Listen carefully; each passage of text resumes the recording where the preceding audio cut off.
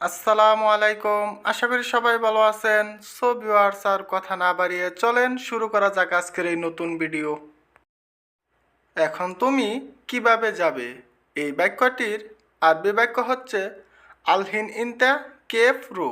এখানে আলহিন অর্থ এখন, ইনতা অর্থ তুমি, কেফ অর্থ কিভাবে, রুহ অর্থ যাবে।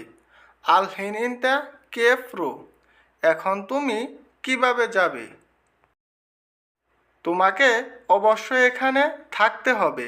এই বাক্যটির আরবি বাক্য হচ্ছে ইনতা লাজিম মজুদ হেনা। এখানে ইন্ত অর্থ তুমি, লাজিম অর্থ অবশ্যই, মজুদ হেনা অর্থ এখানে থাকতে হবে। ইনতা লাজিম মজুদ হেনা, তোমাকে অবশ্যই এখানে থাকতে হবে। এখানে কাজ করবে কে? এই বাক্যটির আরবি বাক্য হচ্ছে হেনা মিন সুগল। এখানে হেনা অর্থ এখানে, মিন অর্থ কে, সুগল অর্থ কাজ করবে। হেনা মিন সুগল, এখানে কাজ করবে কে?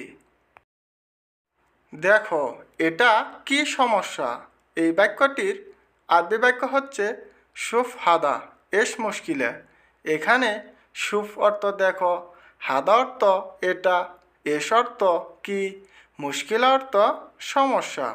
সুফ হাদা এস মুশকিলে, দেখো এটা কি সমস্যা। ঠিক আছে, আমি দেখছি কি সমস্যা।